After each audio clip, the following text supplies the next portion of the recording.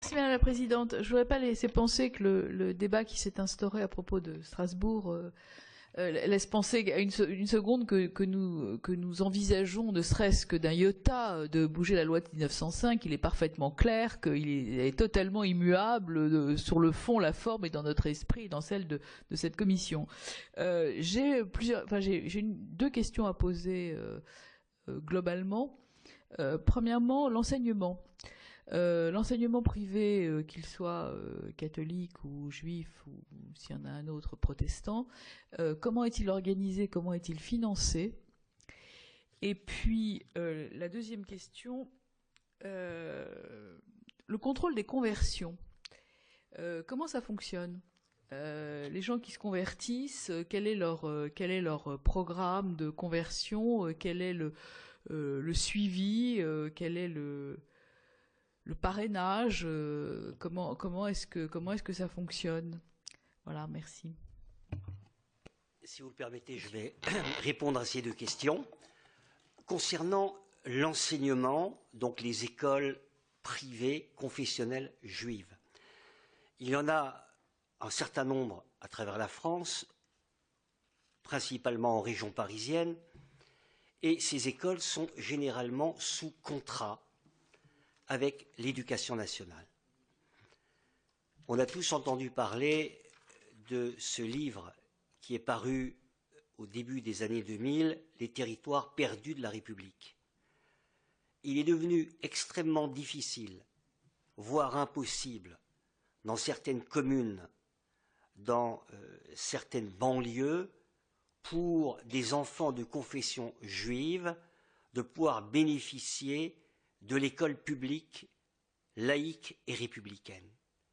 C'est un véritable drame pour un grand nombre de familles qui n'envisageaient pas de mettre leurs enfants dans des écoles privées, qui eux-mêmes ont toujours bénéficié de l'enseignement public, mais la montée de ce nouvel antisémitisme a fait que ces difficultés a amené bon nombre de familles à diriger leurs enfants vers les écoles juives privées, voire parfois vers des écoles catholiques privées, parce qu'effectivement, pour préserver leurs enfants d'insultes, de coups, voire pire encore, la solution, ça a été l'école privée. Donc les écoles juives, dans leur majeure partie, sont des écoles sous contrat avec l'Éducation nationale. L'enseignement est l'enseignement absolument identique à celui qui est dispensé dans toutes les écoles, lycées, collèges publics. Il y a, dans ces écoles privées, des cours de Bible, des cours de Talmud, des cours de pensée juive. Alors, en fonction des écoles, ça peut être 2 heures par jour, 3 heures par jour, voire peut-être plus, mais l'objectif est toujours de faire en sorte que le programme de l'Éducation nationale soit scrupuleusement respecté. Vous avez évoqué le problème des conversions. Alors, si vous le permettez, la religion juive a une spécificité par rapport aux autres religions, c'est qu'elle n'est absolument pas prosélyte. Elle ne cherche d'aucune manière à vouloir convertir qui que ce soit. Mais, tout un chacun qui aurait la foi, la volonté de se convertir au judaïsme, peut le faire, et à la suite de cette conversion, est juif à part entière, comme le rabbin. Je connais bon nombre de rabbins qui n'étaient pas juifs, qui sont convertis au judaïsme, qui ont eu une conviction très forte et qui ont fait des études très poussées, et qui sont devenus rabbins. Donc, c'est une spécificité qui me paraît importante, le fait qu'on ne cherche pas à convertir, mais qu'on permet à toute personne qui le souhaite sincèrement d'adhérer à la religion juive et de devenir juif à part entière. Alors, comment se fait cette conversion? Il y a au consistoire de Paris, comme je le disais tout à l'heure, le tribunal rabbinique qui s'appelle le Bet Din, qui a diverses missions, notamment liées à la famille, mais notamment celle de la conversion. Et les candidats à la conversion sont reçus par des rabbins spécialisés qui s'entretiennent avec eux.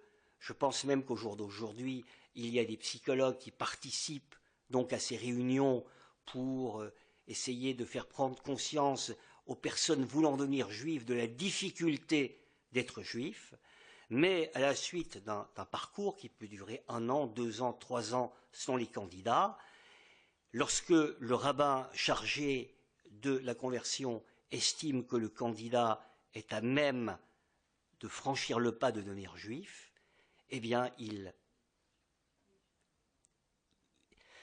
comparaît devant un tribunal rabbinique composé de 3 rabbins, il devient juif, il manifeste son adhésion donc à la religion juive, et suite à cela, il passe par le bain rituel et il devient juif à part entière. Pardonnez-moi, le financement des écoles. Le financement des écoles, c'est un problème extrêmement important, car vouloir diriger une école privée, qu'elle soit catholique, protestante, juive ou autre, c'est souvent quelque chose de très très difficile.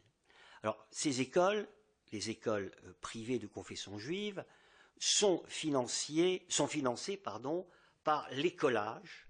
Donc, ce sont les parents qui versent à l'école des frais de scolarité. Pour les enfants dont les parents sont défavorisés, et ils sont nombreux, hélas, il y a des bourses qui sont accordées à ces familles. Ces écoles bénéficient également de dons, elles peuvent bénéficier de legs, mais ce financement est un financement privé. Par contre, lorsqu'elles sont sous contrat avec l'éducation nationale, ce qui est le cas pour la quasi-totalité de ces écoles, eh bien, les enseignements généraux, les salaires des professeurs sont pris en charge par l'éducation nationale, à l'exception des salaires des professeurs en matière juive, qui, eux, sont financés par l'école privée. Juste une toute petite précision. Lorsqu'il y a une demande de construction d'une école juive ou d'une ouverture d'une école juive, est-ce que la demande d'agrément d'être sous contrat avec l'État se fait concomitamment ou est-ce qu'elle se fait après? Parce qu'apparemment, il y a une rupture, enfin, il y a une difficulté avec les écoles musulmanes. Est-ce que vous savez si, lorsque vous décidez d'ouvrir une école, la demande d'autorisation, enfin de labellisation sous contrat se fait concomitamment? Est-ce qu'il y a un délai entre les deux? Alors, généralement, elle se fait concomitamment. Mais parfois, il peut se poser un certain nombre de problèmes. Le ministère de l'Éducation nationale, parfois, ne veut pas accepter toutes les classes de l'école au moment de la création de l'établissement. Il n'y a que quelques classes qui, dans un premier temps, bénéficient donc de ce contrat, et au fur et à mesure, cela est étendu aux autres classes. Mais les écoles que je connais, je pense connaître les principales écoles juives privées, eh bien, elles font en sorte de pouvoir obtenir concomitamment à la création de l'école cet agrément de l'éducation nationale. D'autres précisions, mesdames? Pour le culte catholique, les écoles sont toutes quasiment sous contrat, donc exactement dans la même configuration précisée à l'instant. Pour le contrôle des conversions, de notre côté, nous ne sommes pas non plus prosélytes et nous faisons extrêmement attention à la démarche personnelle, c'est-à-dire qu'une personne qui demande le baptême rentre dans une démarche longue de préparation qu'on appelle le catéchuménat, qui dure 2 ans, au moins 2 ans, pour bien s'assurer que la personne fait une démarche personnelle et pas sous influence. Voilà. Merci. Monsieur Roch. En ce qui concerne les écoles, en 1882, au moment de la laïcisation, les protestants ont remis leurs écoles à l'État, ce qui explique qu'il n'existe que 5 écoles sous contrat, et elles sont toutes en Alsace, puisque l'Alsace, en 1882, n'était pas en France. Donc, ceci étant dit, depuis quelques années, se créent des écoles privées hors contrat évangéliques. Et là, je me permettrai de préciser un point. La réglementation éducation nationale exige 5 ans de fonctionnement avant de passer au contrat. Donc il y a nécessairement une étape de sous-privé hors contrat avant d'arriver au contrat. Oui, c'est pour ça que c'est intéressant quand la demande se fait concomitamment à l'ouverture, ça permet de raccourcir les délais. C'était un peu l'idée. Alors, j'ai encore quelques questions. Monsieur Richard, est-ce que vous acceptez que Madame Yonnet fasse une toute petite remarque avant votre question? Alors, très rapidement, Madame. Dans la présentation des écoles privées à confession, il y a une chose qui manque dans la présentation, c'est la reconnaissance de l'éducation nationale, ça a été dit, mais aussi les villes, pour les enfants qui habitent la ville, versent une somme à l'école confessionnelle, qu'elle soit juive ou catholique. Musulmane, c'est plus compliqué pour qu'elle soit reconnue par l'éducation nationale, mais moi je vois le cas de ma ville, Aubervilliers, voilà, où on a 4 écoles confessionnelles, catholiques, juives, musulmanes, où il y a des subventions de la ville, mais pour les enfants uniquement qui habitent la ville. Il y a également pour les collèges privés confessionnels la même chose au niveau du conseil départemental pour les enfants qui habitent bien sûr le département. Donc c'est important de le souligner parce que c'est une deuxième reconnaissance, d'une part l'éducation nationale et d'autre part les villes pour les enfants qui sont scolarisés dans ces écoles. Alors c'est la même chose que tout à l'heure quand on a parlé des lieux de culte. Je veux dire les écoles elles suivent quand même. C'est compliqué pour un enfant qui a un culte très très important d'être dans une école laïque. C'est quand même compliqué. Enfin, moi, j'ai visité toutes les écoles.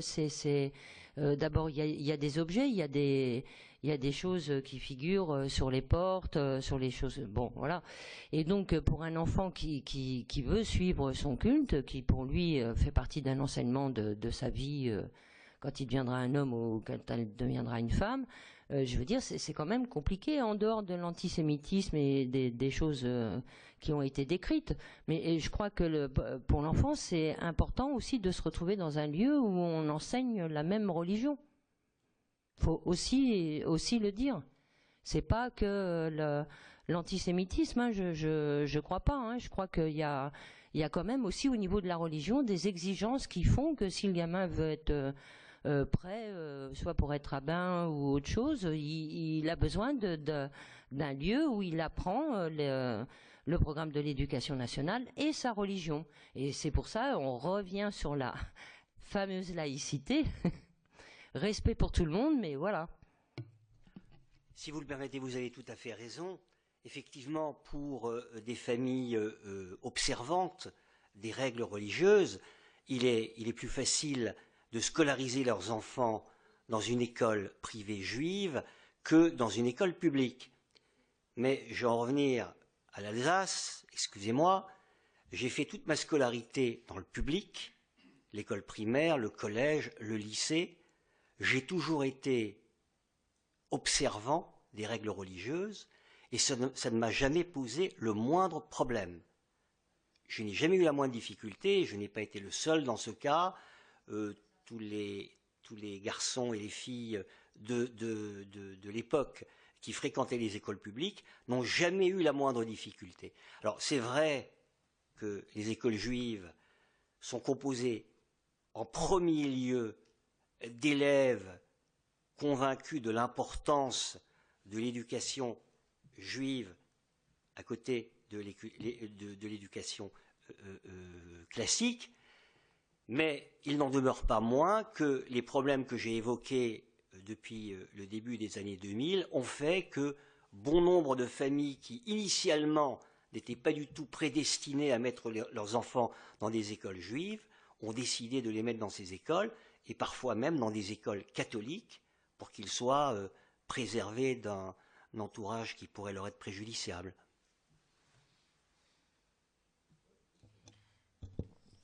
En fait, pour l'Église orthodoxe, on n'a pas d'enseignement confessionnel, on n'a pas d'école privée. du moins jusqu'à aujourd'hui, on n'a pas senti ce besoin-là d'aller vers cette logique-là. Et donc il y a une insertion, je dirais, dans l'école républicaine, dans les écoles privées. Donc il n'y a pas une forme de dualité par rapport à ça. Deuxièmement, sur les questions de conversion, c'est pratiquement le même schéma, je dirais, qu'a décliné Anne-Violaine. C'est que, mais pas forcément en fait cette durée-là, c'est une démarche qui est essentiellement personnelle et qui reste dans une logique, je dirais, de conversion de la personne à un processus, puis à une foi à une église, jusqu'au moment de son baptême. Et donc ça reste une démarche personnelle. Il n'y a pas de, je dirais, de contrôle dans ce sens-là. Il y a une démarche qui est en relation avec un père spirituel, un prêtre, et puis la personne qui rentre dans un cycle de catéchuménat. Ma réflexion plutôt générale, je dirais, sur la question des écoles privées, mais ça c'est quelque part, c'est un Libanais qui parle en fait, qui a vécu aussi d'une certaine manière, Libanais d'origine. Je suis très français, Libanais d'origine, mais quelque part, je compare souvent la désintégration, je dirais, de l'État républicain au Liban à travers cette logique de concurrence entre ce que j'appelle la valeur nationale et la valeur communautaire, qui était toujours en concurrence. Qui va prendre le dessus sur l'autre? Est-ce que c'est la valeur communautaire qui va prendre le dessus sur la valeur nationale ou l'inverse? C'est pour ça que j'ai dit dans mon exposé introductif que la vraie menace, c'est jusqu'où on peut pousser la communautarisation sans remettre en cause quelque part la valeur nationale. Et donc, toutes les logiques, je dirais, d'écoles privées qui peuvent avoir une logique historique, je dirais, ou une logique communautaire, c'est quelque chose qui doit être manié en même temps avec la nécessité, je dirais, d'aller vers l'intégration. Et le problème de financement, c'est exactement la même logique. C'est-à-dire que le problème, c'est pas d'où vient le financement, mais comment on le traite, selon quelle logique de transparence, dans quel objectif. Est-ce qu'on est dans une logique et dans une tendance d'intégration dans le tissu national, ou on est en train de trouver des solutions pour davantage de communautarisation qui menacent le tissu républicain in fine. C'est ça la vraie, à mon sens, encore une fois, c'est une réflexion personnelle, c'est ça la vraie menace. Parce que la communautarisation, c'est la désintégration de la communauté nationale, à la longue. Merci. Je suis désolé, je dois vous quitter, j'ai un train.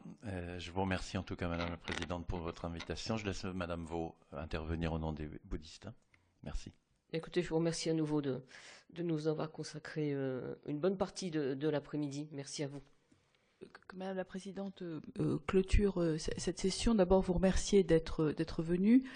Vous indiquez que c'est une mission d'information qui est assez délicate compte tenu du sujet et que chacun doit apporter sa pierre à l'édifice d'une meilleure compréhension de l'autre et de l'altérité. Et je voudrais dire à M. Buchinger qui, au début de son intervention, au cours de son intervention et à chacune de ses interventions a fait part de des menaces, de l'antisémitisme et du ressenti d'insécurité que, comme nous l'avons dit aux personnalités de la communauté musulmane qui sont venues à de très nombreuses reprises déjà devant nous, mon cher collègue, qu'à la fois les musulmans et les juifs ont toute leur place dans la République et dans la sécurité.